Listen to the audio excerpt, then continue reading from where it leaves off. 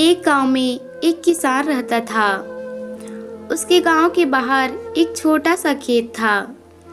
एक बार फसल बोने के कुछ दिनों बाद उसके खेत में चिड़िया ने घोंसला बना लिया। कुछ समय बीता तो चिड़िया ने वहां 2 अंडे दे दिए। उन अंडों में से 2 छोटे छोटे बच्चे निकल आए। वे बड़े मज़े से उस खेत में अपना जीवन गुजारने लगे। कुछ महीनों बाद फसल कटाई का समय आ गया। गांव के सभी किसान अपने खेतों की फसल की कटाई में लग गए। अब चिड़िया और उसके बच्चों का वह खेत छोड़कर नए स्थान पर जाने का समय आ गया था। एक दिन खेत में चिड़िया के बच्चों ने किसान को यह कहते सुना कि कल मैं फसल की कटाई के लिए अपने पड़ोसी से पूछूंगा और उसे खेत में भेजूंगा। यह सुनकर चिड़िया के बच्चे परेशान हो गए। उस समय चिड़िया कहीं गई हुई थी। जब वह वापस लौटी तो बच्चों ने उसे किसान की यह बात बताते हुए कहा, माँ, आज हमारा यहाँ अंतिम दिन है। रात में हमें दूसरे स्थान के लिए यहाँ से निकलना होगा। चिड़िया ने उत्तर दिया, इतनी जल्दी नहीं बच्चों, मुझे नहीं लगता कि कल खेत में फसल की कटाई होगी। चिड़िया की कही बात सही साबित हुई। दूसरे दिन किसान का पड़ोसी खेत में नहीं आया और फसल की कटाई ना हो सकी। शाम को किसान खेत में आया और खेत को जैसे तैसा देख बुदबुदाने लगा कि ये पड़ोसी तो नहीं आया।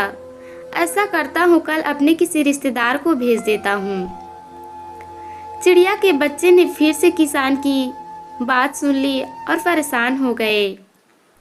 जब चिड़िया को उन्होंने ये बात बताई तो वह बोली, तुम चिंता मत करो, आज रात हमें जाने की ज़रूरत नहीं है। मुझे नहीं लगता कि किसान का रिश्तेदार आएगा। ठीक ऐसा ही हुआ और किसान का रिश्तेदार अगले दिन खेत में नहीं पहुंचा। चिड़िया के बच्चे हैरान थे कि उसकी माँ की हर बात सही हो रही है।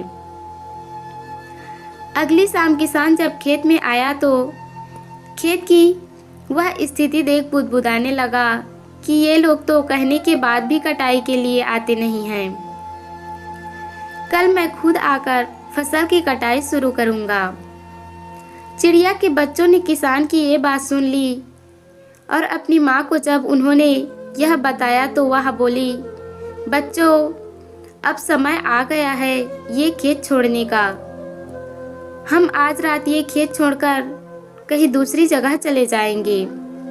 दोनों बच्चे हैरान थे कि इस बार ऐसा क्या है जो माँ खेत छोड़ने को तैयार है।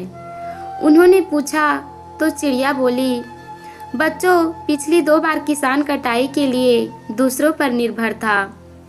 दूसरों को कहकर उसने अपने काम से पल्ला झाड़ लिया था, लेकिन इस बार ऐसा नहीं है।